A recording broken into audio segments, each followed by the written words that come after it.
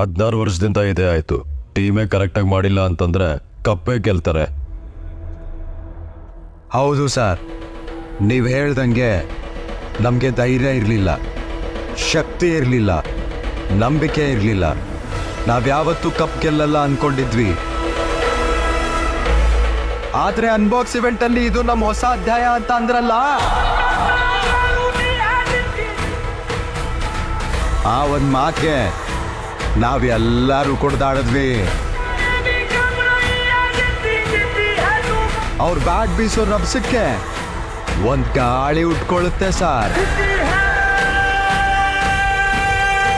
ಆ ಗಾಳಿ ಕರ್ನಾಟಕದಲ್ಲಿರೋ ಪ್ರತಿಯೊಬ್ಬನಿಗೂ ಉಸಿರು ಕೊಟ್ಬಿಡುತ್ತೆ. ನಿಮಗೊಂದು ಸಲಹೆ ಕೊಡ್ತೀನಿ, ನೀವು ಮಾತ್ರ ಅವನಿಗೆ ಅಡ್ಡ ನಿಲ್ಲಕ್ ಹೋಗ್ಬೇಡಿ ಸರ್.